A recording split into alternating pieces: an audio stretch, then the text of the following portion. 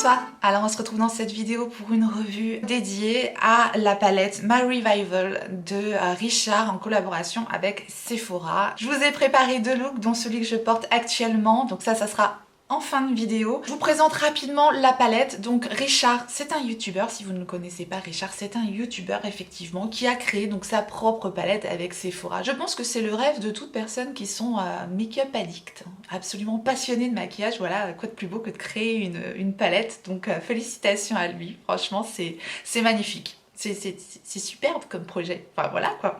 Donc bravo Richard. En plus la palette est très réussie et en plus il y a une bonne cause derrière la palette puisqu'il y a 1 € qui est reversé à l'association Mag Jeunes LGBT. Voilà. Elle est encore disponible au moment où je vous parle et elle est vendue à 22,99 € cette palette.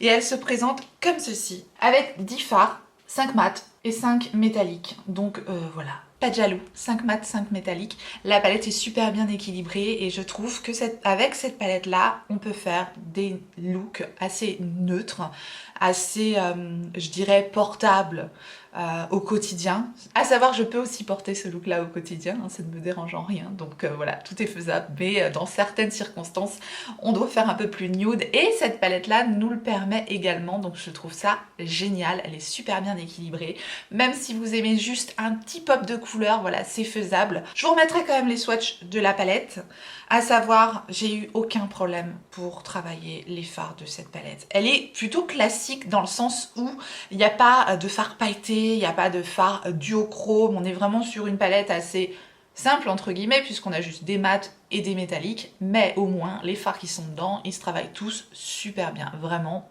un régal, un régal. Les fards sont pas nécessairement poudreux, tout est bien pigmenté, les métalliques ont un bel impact, voilà, c'est pas des, sont pas des fards hyper impactants avec des paillettes de fou dedans, c'est juste des fards vraiment satinés, métallisés, crémeux, très agréable à travailler et elle est complète cette palette, il n'y a que 10 fards mais elle est très complète parce que on a vraiment ce fard là 23-3 qui va être parfait pour commencer à poudrer l'arcade sourcilière. Moi je l'utilise comme ça à chaque fois. Le fard Monster qui est normalement un irisé mais qui est assez foncé pour voilà, même utiliser au niveau du coin externe pour foncer le maquillage. Voilà, moi un fard assez foncé comme ça dans une palette, ça peut me remplacer un noir clairement, c'est vraiment bien. On a un super beau fard rose gold, là il est vraiment magnifique.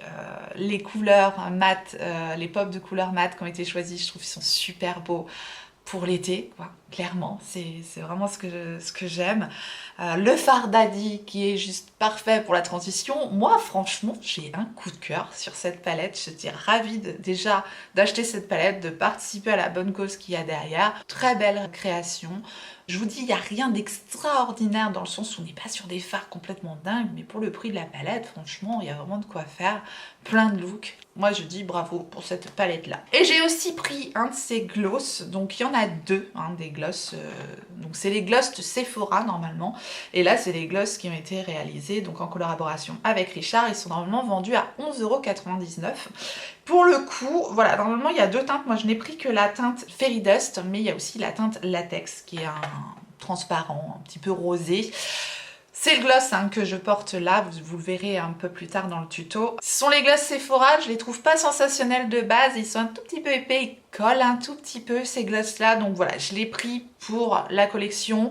Le gloss n'est pas sensationnel, il a rien d'extraordinaire, les paillettes sont tellement fines, alors du coup c'est très délicat, mais ça fait vraiment qu'un léger reflet sur la bouche, donc voilà, je suis vraiment moins fan des gloss. Je trouve qu'on aurait pu aller voilà, dans quelque chose d'un peu plus waouh peut-être, je ne sais pas. Une fois appliqué, je trouve que c'est un peu trop léger à mon goût. Voilà, ça après ce n'est que mon humble avis. Je trouve ça sympa quand même d'avoir associé des gloss à la palette, mais je suis moins fan des gloss. Par contre, j'aime beaucoup la palette. Franchement, très belle réussite. Donc voilà ce que je peux vous dire sur cette palette là. Et je vais donc vous laisser maintenant avec le look numéro 1. C'est parti!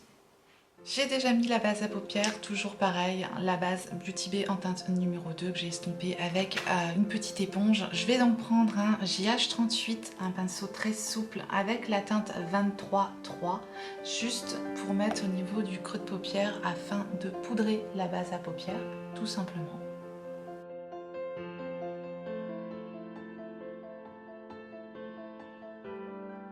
On peut constater que c'est une teinte parfaite, avec son petit côté rosé, assez doux. Avec un M506 de Morphe, je vais prendre la teinte Daddy Cool. Si t'es pas obligé non plus. Et je vais donc mettre cette teinte là au niveau du creux de paupière, tout simplement. Et donc j'étire mon fard au niveau du coin externe comme j'aime bien le faire, afin d'agrandir un petit peu le regard.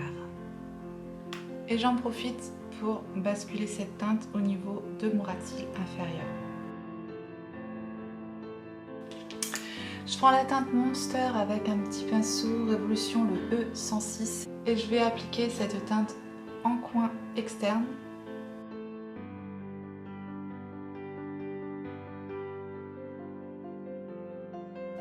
Et donc grâce à la forme du pinceau, je vais remonter la teinte dans mon creux de paupière.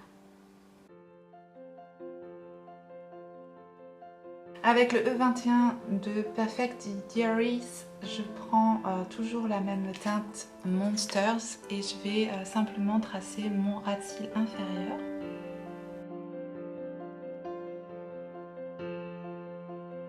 Avec un 234 de Jessup, je vais prendre la teinte Paris. Pourquoi je le dis Paris? Paris quoi. N'importe quoi. Que je vais appliquer au niveau de la paupière mobile.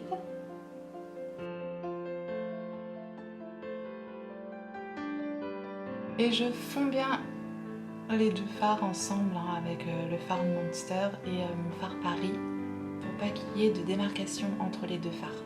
Avec un 237 de Jessup, je prends la teinte Libra. Je vais la placer en coin interne et également au niveau de l'arcade sourcilière, juste en dessous du sourcil. Je rajoute un petit trait de crayon avec le Killer Liner en teinte caramel de Too Faced. Je le mets en muqueuse inférieure. Ces crayons, ils ont une pigmentation incroyable, une tenue incroyable, ils sont incroyables. Et je vais également tracer un ras de cils supérieur. Que je vais travailler avec un Zoeva 317, les pinceaux que j'adore.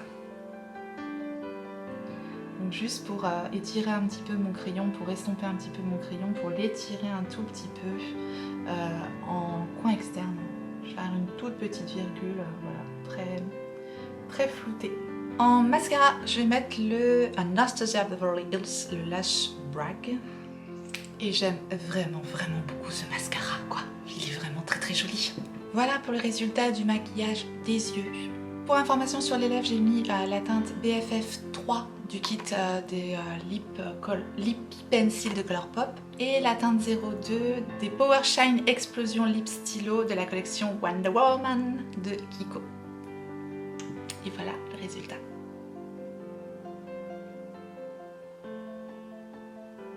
Et c'est parti pour le look numéro 2.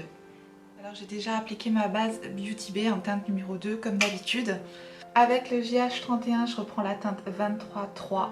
Et à nouveau, c'est la teinte qui va nous servir à poudrer l'arcade sourcilière comme d'habitude. Avec un JH39, je vais prendre la teinte Gaga. Juste incroyable. Je vais donc appliquer précisément cette teinte au niveau de mon creux de paupière, juste en tapotant la teinte.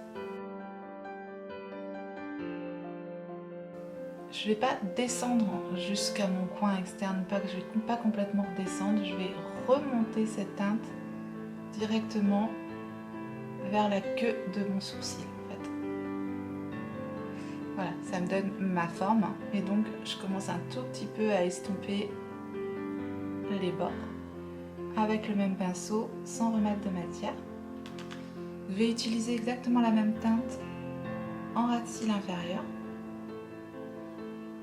avec un Luxis 141, je prends la teinte Equality, le joli orange. Et je vais donc appliquer cette teinte en suivant mon rose, tout simplement. Ça va me permettre de faire un dégradé au niveau de mon rose. Et comme vous voyez, j'utilise des tout petits pinceaux parce que je n'ai pas de place entre ma paupière et mon arcade sourcilière. Donc j'utilise des tout petits pinceaux pour pouvoir faire mon dégradé. Et j'hésite pas à monter assez haut puisque j'ai pas de place. Et donc je fonds cette teinte orange avec ma teinte rose. Et je continue mon dégradé jusqu'à la queue de mon sourcil. Je redescends la même teinte au niveau de mon ras de cils inférieur. Puis je prends un JS13 et la teinte Pride. Et je vais faire exactement la même chose. Et j'arrive carrément, quasiment dans le sourcil. Et je fonds cette teinte avec mon orange. Même chose en ras de cils inférieur.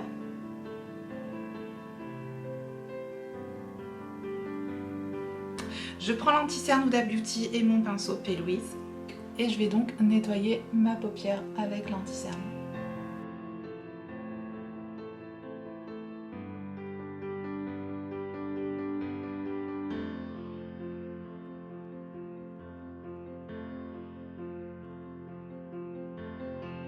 Et donc je suis la forme que j'ai effectuée. Je vais remonter ici, hop, au niveau de la queue de sourcil. Voilà, la forme est réalisée donc avec l'aide de l'anti-cerne. Je peux repasser un tout petit peu de rose. Là où je vois que ça a perdu un petit peu d'intensité, voilà, je repasse un tout petit peu de rose, très précisément. Ensuite, avec un JP002, je vais prendre la teinte Coming Out et je vais donc l'appliquer là où j'ai appliqué mon anti-cerne, tout simplement.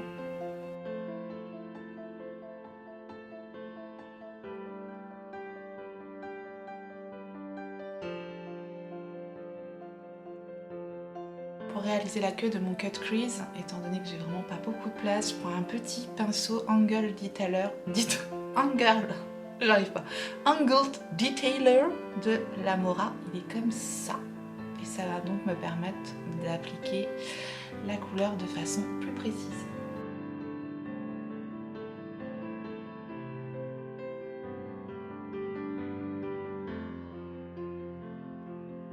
J'applique en muqueuse inférieure un crayon Sephora Waterproof en teinte Romantique Romance. Pas du tout, c'est Romantique Comédie. Je sais pas, j'ai pas envie d'être dans la romance, non mais n'importe quoi. Romantique Comédie. J'applique liner fossile et on se retrouve tout de suite après. Voilà, avec le liner et les fossiles. Pour information, j'ai rajouté en ras de cils inférieur un petit mascara rose Sephora. En fait, pour qu'on voit mieux le dégradé que j'ai fait en ras de cils inférieur. Je vais rajouter ma petite touche de lumière avec un JH42 et la teinte Libra en coin interne dans un premier temps et au niveau de l'arcade sourcilière.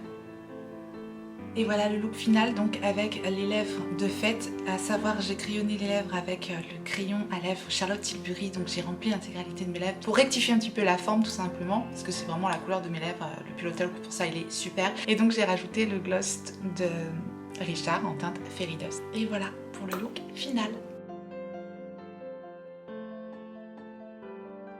Bien voilà, j'en ai terminé avec cette revue sur la palette de Richard avec Sephora My Revival. N'hésitez pas à me dire quel est le look que vous avez préféré, c'est vraiment deux looks tout à fait différents. N'hésitez pas à me dire ça en commentaire et également ce que vous pensez de la palette si vous l'avez. Bref, partagez avec moi. J'espère que vous avez passé un bon moment, que ça vous a plu. Si tel est le cas, n'hésitez pas à me laisser un like avant de partir. Merci à tous ceux qui penseront à faire ce petit clic pour moi. Et si vous n'êtes pas encore abonné, bienvenue. Abonnez-vous, activez votre clochette pour savoir quand est-ce que je ressortirai une vidéo. Et en attendant la prochaine, n'oubliez pas, on n'a qu'une vie. Et moi, je vous fais des gros bisous.